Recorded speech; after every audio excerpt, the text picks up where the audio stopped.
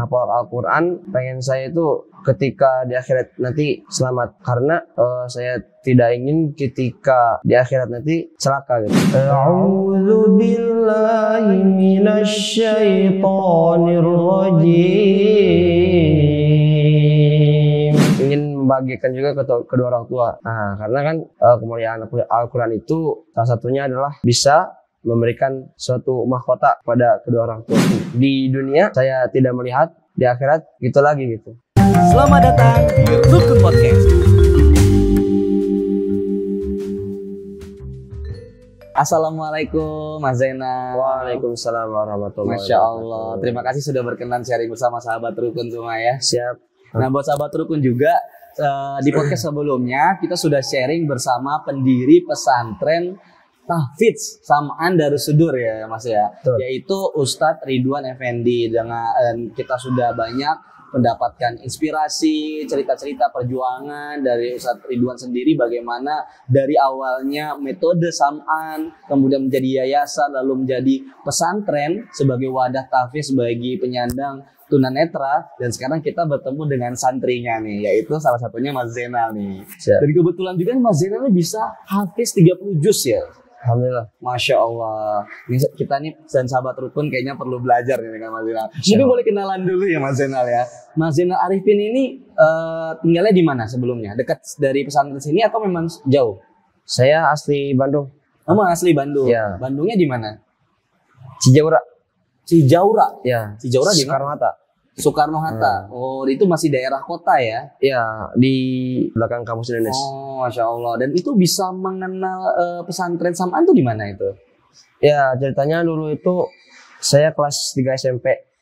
Ya, baru lulus kelas 3 SMP. Ada salah satu guru saya yang mengabarkan gitu, guru sekolah saya yang mengabarkan bahwasannya ada pondok pesantren Tunanetra nih gitu yang kebetulan baru gitu kan, baru didirikan. Sebelum itu memang saya juga ada niatan pesantren juga, tapi ya belum tahu di sini, belum tahu tempat ini. Emang sudah diniatkan untuk masuk pesantren? Ya, tempatkan di saya pernah juga berkunjung ke pesantren lain juga, gitu. Namun mungkin Allah mentakdirkan dan saya bisa berada di tempat ini gitu. Masya Allah. Akhirnya itu infonya dari emang keliling-keliling ya untuk mencari bagaimana pesantren yang memang mau dimasukin sama Mas Zainal ya. dulu kalau sebelumnya saya dapat dari teman saya juga yang awas, ada yang pesantren juga. Nah, saya coba untuk mau berkunjung ke sana. Gitu. Dan memang pengen menghafal Al-Quran. Ya. Dan untuk info pesantren ini saya dapat dari medsos juga di WA. Nah berarti sekarang Mas Zainal itu udah lulus SMA? Baru lulus. Baru lulus SMA, Masya Allah. Itu sekolah di sini, dekat sini juga, atau memang fokus di sini aja? Kalau sekolah itu di Pajajaran. Jadi memang di Wetaguna ya? Dua pendidikan nih ya? Ya, ada pendidikan. Yang formalnya di Pajajaran, SMA. Kemudian di sisi lain juga di sini sebagai santri ya? Andai kan saya nggak pesantren, saya lulusan tahun kemarin. Karena ceritanya gini, kalau saya kan lulus SMP 2018. Nah, saya opt dulu 1 tahun untuk pendidikan pesantren di sini. Nah, akhirnya di angkatan kedua, saya masuk lagi ke Pajajaran. Itu karena kan SD sampai SMP saya di Pajajaran juga. Karena kan itu khusus tunanetra juga. Nah, itu saya 2019 masuk lagi dari kelas 1 lagi, kelas 1 SMA. Jadi ya 3 tahun SMA, 4 tahun di sini. 4 tahun di sini, Masya Allah. Apa motivasi untuk masuk pesantren dan menghafal Al-Quran? Mungkin semua orang juga udah tahu ya, itu kemuliaan Al-Quran itu kan seperti apa gitu ya. Menghafal Al-Quran, pengen saya itu ketika di akhirat nanti selamat gitu. Karena saya tidak ingin ketika di akhirat nanti celaka gitu. Udah mah gitu kan. Punten, di dunia saya tidak melihat, di akhirat gitu lagi gitu. Nah, dengan modal saya menghafal Al-Quran, mudah-mudahan di akhirat saya dapat syafaat ya dari Muhammad dan dari Nabi Muhammad SAW. Masya Allah. Dan yang kedua, ingin membagikan juga kedua orang tua. Nah, karena kan kemuliaan Al-Quran itu Salah satunya adalah bisa memberikan suatu mahkota kepada kedua orang tua. Masya Allah. Itulah menjadi landasan mengapa Mas Zainal akhirnya tetap belajar formal dan mencari pesantren untuk menghafal Al-Qur'annya. Iya. Kalau Mas Zainal sendiri untuk membaca Al-Qur'an itu sudah sejak usia berapa? Awalnya saya belajar di sekolah itu kelas 2 SD. Kelas 2 SD sudah mulai belajar. Kelas 2 SD itu saya belajar. Awalnya saya juga merasa minder ya. Kok gitu kan belajar Al-Quran itu sulit gitu kan. Iya. Nah akhirnya dengan motivasi guru, motivasi orang tua juga, metode saya begini. Di sekolah saya belajar bagaimana mengenal huruf gitu kan. Di rumah saya praktek bersama orang-orang awas. Jadi ikut pengajian gitu kan. Biasanya kan pada maghrib sampai isya tuh kan sama orang-orang awas. Nah di situ saya memang awalnya malu juga gitu kan, orang karena yang lain lancar gitu bacanya, sedangkan saya kan dulu ya belum lancar lah gitu. Betul. Artinya mindernya itu bukan karena keterbatasan dari Mas Zainal sendiri, tapi memang karena ngerasa ini sulit banget belajarnya, dan orang-orang justru sangat mudah gitu menghafal gitu ya Mas. Iya. Dulu kan bukan menghafal, jadi baca dulu. Oh, membaca dulu. Baca ya. dulu. Sorry.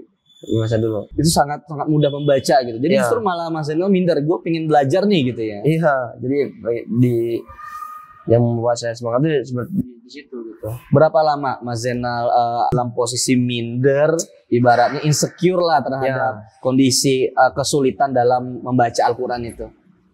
Ya kurang lebih pas masuk saya SMP itu udah mulai bisa untuk baca lancar Al-Quran.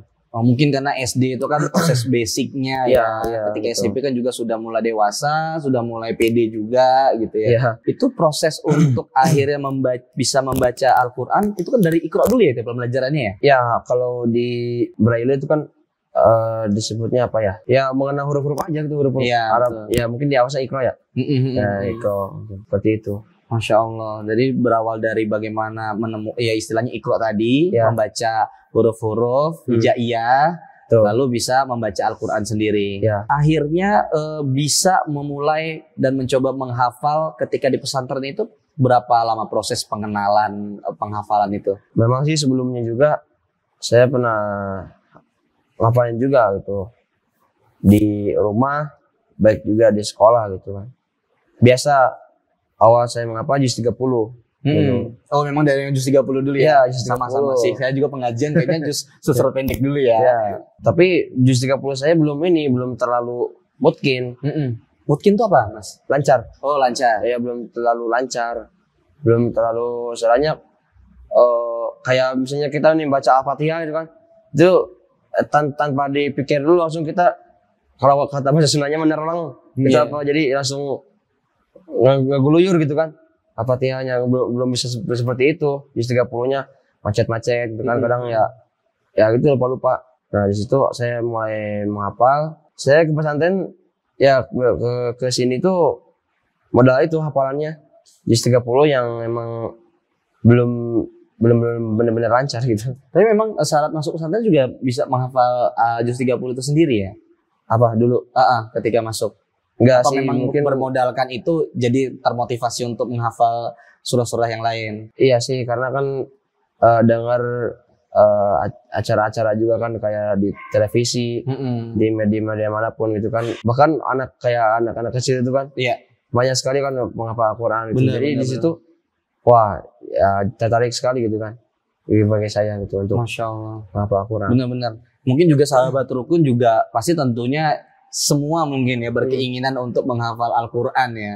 Tapi memang yang menjadi pertanyaan nih buat Mas Zainal nih, bagaimana bisa menghafal metodenya, caranya gimana? Kan kita kan semuanya punya keinginan nih, mungkin sahabat rukun juga, gue juga pengen ngafalin deh Al-Quran. Itu dasarnya seperti apa? Kemudian metodenya bagaimana?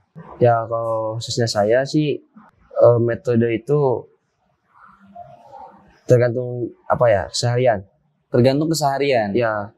Metodenya yang mudah aja dulu, misalnya menghafalin dalam per 5 waktu sholat aja. Oh jadi per 5 kali waktu sholat Contoh misalnya yang mudah, misalnya subuh 1 ayat, zuhur 1 ayat, terus nyampe isya. Nah, seperti itu sehari kita dapat 5 ayat tuh. Ketika malamnya yang hafalan dari subuh, zuhur, asar, maghrib, isya itu dibaca semua. Nah, dibaca semua. Nah, besoknya seperti itu lagi. Jadi 5 ya, untuk sebulan untuk apa ayat, untuk menghafal pemula ya seperti itu sih. Untuk menghafal pemula. Itu ketika menghafal itu memang kita membaca sendiri, tergantung orangnya. Jadi ada yang menghafal itu menggunakan Al-Quran, dibaca gitu. Ada juga yang menggunakan metode murotal, menggunakan audio. Oh, dengan audio ya, karena kita mendengarkan terus ya. Lama-lama bisa hafal sendiri ya. Nah, ada juga yang menggunakan talaki. Talaki itu bersama guru langsung gitu, tatap muka. Jadi misalnya contoh, kita menghafal surah An-Naba nih, ayat pertama misalnya. Kata gurunya, Bismillahirrahmanirrahim. Amma yatasaalun. Kata muridnya, Amma yatasaalun. Terus gitu. Apabila belum lancar, diulangi lagi sama gurunya. Amma yatasaalun. Terus jadi akhirnya sampai lancar. Jadi pengulangan terus sudah lancar ya. Itu. Jadi metodenya talaki namanya. Talaki itu namanya metodenya. Artinya sebenarnya kalau misalnya kita telusurin, kita detailin, untuk menghafal Al-Quran itu tidak serumit yang kita bayangin ya ternyata ya. Sebenarnya sih kan Al-Quran itu dibawa ya oleh Nabi kita yang Muhammad SAW untuk ke hati manusia itu menjadi mudah itu. Kalau qad yassarna Al-Quran dan zikri fahal mudakir. Itu sebenarnya Allah udah permudah untuk hati kita menerima Al-Quran. Masya Allah. Tinggal kitanya sendiri gitu. Caranya kita untuk memasukkan gitu kan, untuk mengingat kalam-kalam Allah itu seperti apa, itu metodenya. Mungkin itu kenapa juga kalau kita misalnya baca Al-Quran atau mencoba menghafal secara tidak langsung masuk jadi otak kita ya. Iya, makanya salah satu guru saya di sini kan. Jadi kalau menghafal itu diusahakan keras, artinya diucapkan terus. Iya, artinya ada suara lah, gitu. Jangan, kan ada orang yang ngapal Quran, dia misalnya. Ya mendengarkan aja. Gitu. Jadi harus diikuti dengan mulut kita sendiri gitu, ucap. Karena kenapa? Apa yang kita ucapkan, apa yang kita lisankan oleh telinga kita didengar. Oh, itu mungkin kenapa kalau misalnya di masjid ada bacaan Al-Quran, kita secara tidak langsung mulut kita tuh mengikuti gitu ya. Mengikuti. Tiba-tiba kayak bisa membaca gitu ya. Iya gitu. Nah, apabila ketika telinga kita sudah ingat itu, apa yang kita bacakan masuk ke dalam otak kita kan gitu. Masya Allah. Gitu. Artinya memang ini menjadi pembuka sih sebenarnya, pembuka informasi buat sahabat rukun, buat saya, buat tim dan semua masyarakat Indonesia. Artinya sebenarnya kita tuh diberikan kemudahan untuk menghafal dan membaca Al-Quran ya. Betul. Dan itu memang sudah Nabi ajarkan kepada kita ya. Nah, kalau misalnya dari kemudahan itu kan proses belajar itu kan tentu pasti ada kesulitan. Nah, apa sih kesulitan yang paling mendasar ketika belajar menghafal Al-Quran sendiri? Umumnya manusia ya, malas ya. Iya sih, benar sih.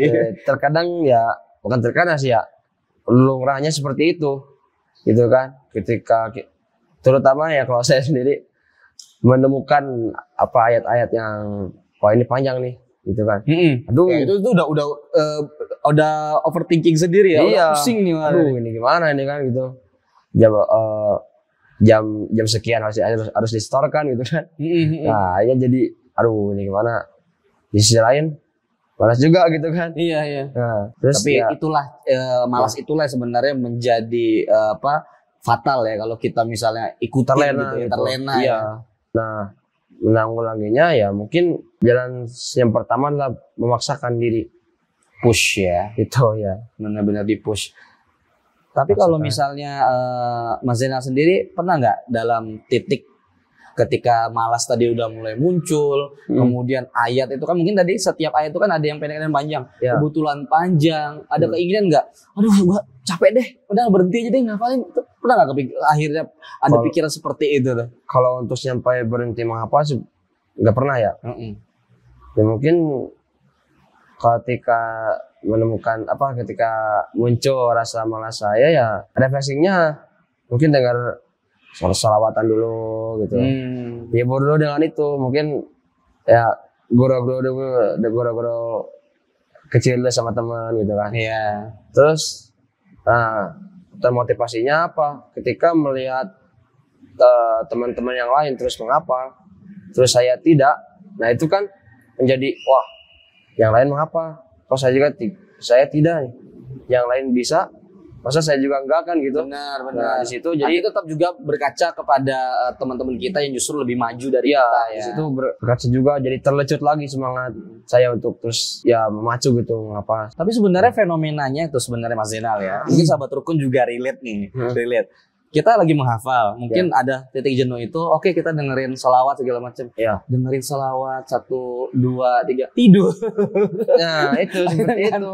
Makin malas lagi. Tapi kan kalau ngantuk itu kan tidurkan dulu, asal jangan terlaluan gitu. Keterusan. Buat sahabat rukun nih, sebenarnya kita semua itu dimudahkan. Kalau mau menghafal, buktinya Mas Zainal aja bisa gitu ya untuk menghafal dalam waktu 3 atau 4 tahun ya. Nah, artinya ketika malas itu memang harus kita lawan banget ya. Iya, benar. Masya Allah. Nah, tujuan untuk menjadi hafiz itu memang awalnya hanya 10 juz, 15 juz, apa memang pengen hafal secara keseluruhan? Kalau saya sih dulu gitu ya, kalau pas belum tahu gitu kan, ya saya pengen hafal aja gitu semua. Ingin hafal semua ya? Iya. Masya Allah. Itu juga sama mulai belajar sama artinya juga, pemahaman setiap ayatnya, atau memang untuk sekarang menghafal dulu? Sekarang saya menghafal dulu. Menghafal dulu Al-Quran, menghafal terus menyetorkan semua Al-Quran, itu kan 30 juz. Terus artinya sih beberapa gitu ya, beberapa ayat yang mungkin yang bisa diamalkan di sehari-hari aja gitu. Contoh kayak saum gitu kan. Nah, tentang sholat, sabar, ya itu mungkin saya hafalkan sama artinya gitu. Masya Allah. Nah, untuk keseluruhan sih belum. Dan kalau misalnya ini mungkin cek fakta ya, mungkin kalau menurut Mas Zainal, benar gak sih kalau misalnya kita belajar membaca Al-Quran itu kita harus menghindar, kita tetap harus murojaah ya, tadi mengulang-ulang terus, tapi menghindari hal-hal yang berkaitan dengan tidak hafal. Misalnya, apakah benar kalau misalnya kita berbuat satu kesalahan, dosa atau khilaf atau apa, itu bacaan kita tuh jadi terganggu hafalannya? Mungkin bukan bacaannya kita yang terganggu ya. Mungkin dari segi hafalannya yang terganggu. Hafalannya terganggu gitu. Mungkin yang awalnya contoh Al-Baqarah hafal ayat 282 tuh yang paling panjang. Nah, mungkin ketika kita berbuat dosa gitu kan, nah Allah tahu kan, nah itu kan bisa jadi nggak lancar gitu. Jangan kan kita berbuat dosa gitu kan, kita nggak murojaah beberapa hari, bahkan bukan hari, beberapa jam saja gitu, ya otomatis sih lupa. Iya, gitu. Ya, artinya memang proses menghafal Al-Quran ini kan bukan seperti menghafal pelajaran ya. Pelajaran lagu. Karena ini kan ilmu, memang ini sangat sangat khusus, sangat istimewa, sangat mulia gitu ya. Artinya korelasi tidak hanya terkait pengingat, tapi juga hati kita ya. Nah kalau Mas Zainal sendiri, bagaimana agar tetap menjaga hati biar bersih? Tidak namanya manusia kan nggak jauh-jauh dari hilaf ya. Nah tetap bisa istiqomah dalam menghafal hafalan itu. Ya yang namanya orang sih pasti kan suka ada yang memuji gitu kan. Iya. Nah, justru pujian itu menurut Mas Zainal itu bisa menjadi bumerang juga. Bumerang juga ya. Iya. Oleh karena itu caranya ya terus beristighfar gitu, mohon ampun kepada Allah Subhanahu wa taala gitu kan, dengan ya kekurangan dan juga dengan kehilapan saya gitu. Saya masih istilahnya apa ya, di mata manusia gitu lebih gitu kan. Nah, padahal tidak seperti itu gitu. Artinya agar ngejaga biar hati itu tetap bersih adalah baik itu kritikan, banyak saran, bahkan pujian itu harus benar-benar dijaga ya. Ya betul. Agar kita tidak terlalu merasa tinggi atau masa kita juga justru ngedon ya. Masya Allah. Nah, ada nggak ketika menghafal itu ada ayat yang paling menjadi favoritnya Mas Zainal untuk menghafal karena bikin menyentuh gitu? Mungkin dari kecil ya saya sering dengar di masjid-masjid, di radio, di televisi itu surah yang sering diputar, surah ini kayak Ar-Rahman, Al-Mulk, itu sering saya dengar dari sejak kecil gitu. Itu yang menjadi ayat favoritnya Mas Zainal ya. Iya sih sama. Saya juga kalau misalnya ketika lagi mau bekerja atau bahkan ketika lagi kerja, pulang kerja atau bahkan di rumah, ketika sudah ada mendengar suara surah Ar-Rahman itu wah langsung berasa. Karena memang ayatnya kan pengulangan ya Mas Zainal ya. Fabi ai ala irobikum atukaziban. Lalu nikmat mana lagi yang kau dustakan. Itu sebenarnya kayak Allah itu ngasih tahu kita, ya Allah kok Allah sudah kasih berbagai macam kenikmatan dengan luar biasa, bahkan nafas yang sangat free ini kita bisa hirup gitu. Kita masih bisa mendustakan gitu. Itu kayak sebuah tamparan sih menurut saya itu ya. Itu sangat cukup menyedihkan gitu ya. Nah, kalau Mas Zainal sendiri tadi surat Ar-Rahman, surat Al-Muluk, sama surat Waqiah ya. Masya Allah. Nah, tadi kan dikasih tahu nih tipsnya agar tetap jaga hatinya nih. Boleh nggak kalau misalnya gue nih sebagai hostnya nih pengen ngetes nih Mas Zainal nih buat Sobat Rukun nih untuk membaca Al-Quran. Boleh nggak nih, diizinkan nggak nih? Insya Allah boleh. Insya Allah ya. Tapi jangan yang susah-susah. Saya juga kan nggak tahu nih. Mungkin ada kisi-kisi dari tim Rukun. Mungkin surah An-Nisa ayat 3. A'udzu billahi minasy syaithanir rajim.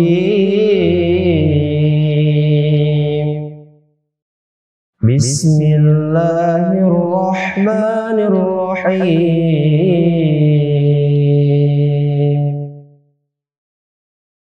Wa in khiftum alla tuqsitu fil yatama fankihu ma taba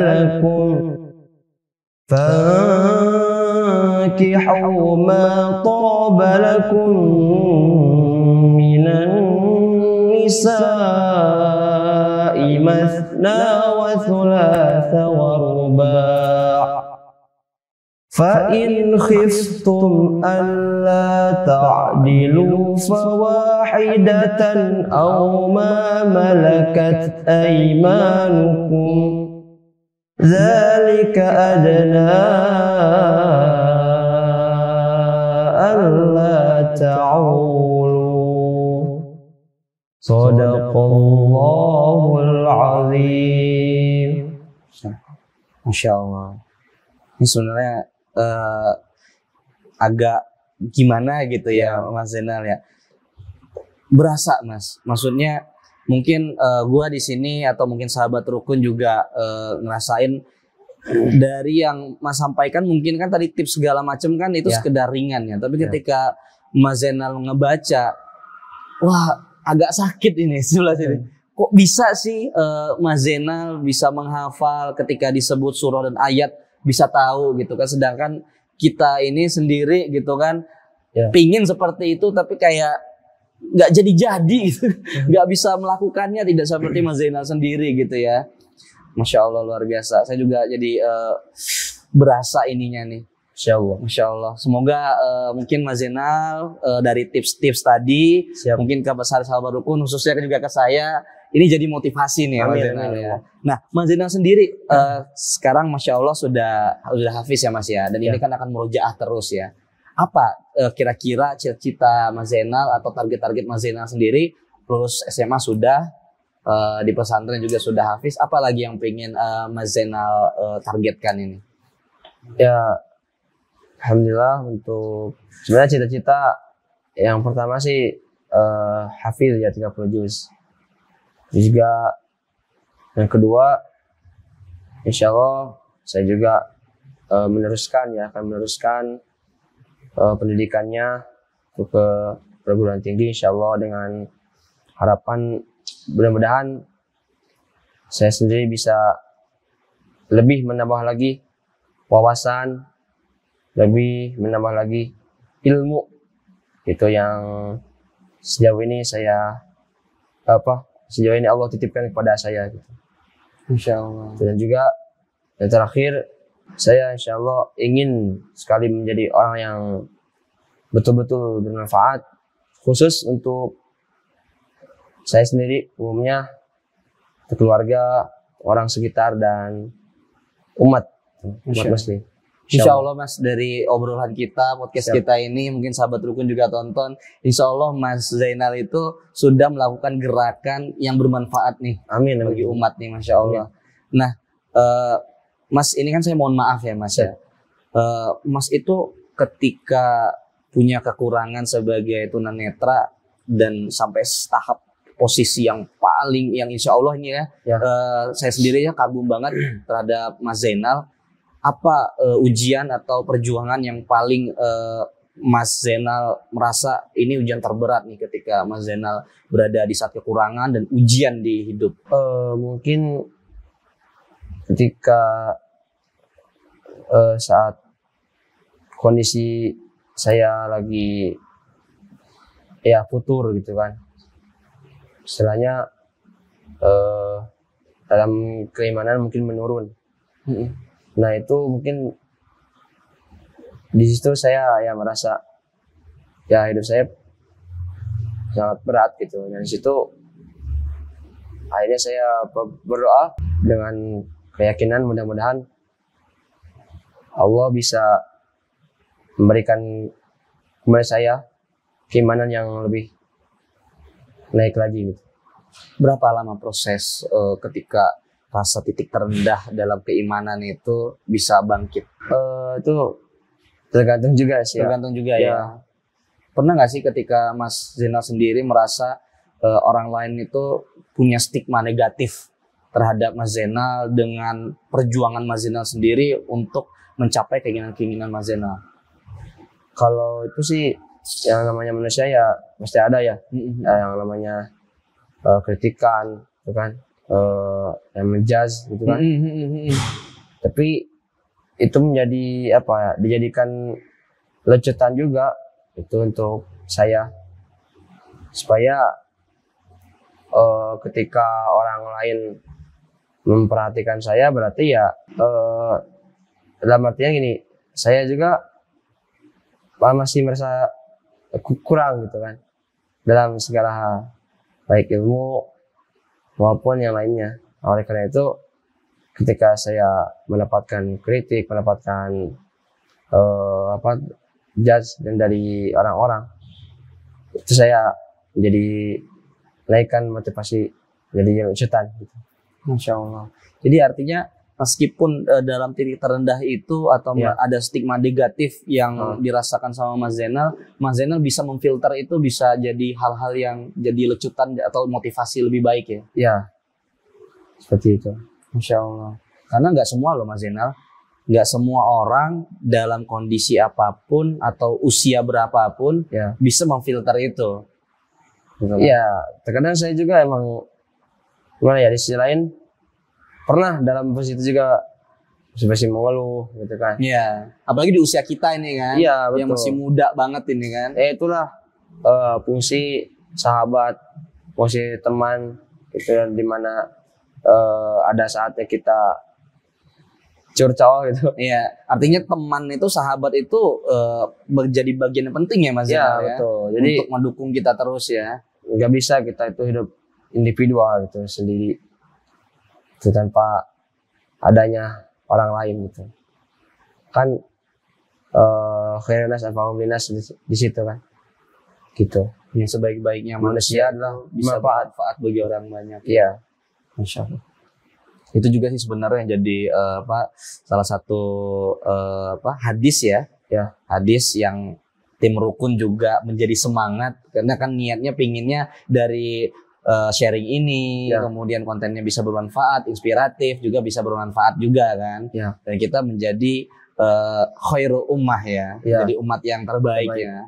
Nah, Mas Zainal ketika memfilter itu bagaimana sih keterlibatan sahabat atau Mas Zainal sendiri agar Mas Zainal selalu bisa mengambil hal yang positif? Ya, mungkin motivasi dari sahabat-sahabat saya pun juga itu menjadi obat juga ya, untuk bisa bagaimana tuh saya bisa bangkit kembali seperti saya saat ini gitu. Artian jangan hiraukan apabila teman kita, sahabat kita gitu kan mengoreksi kita gitu. Jadi justru kritik terima nih ya.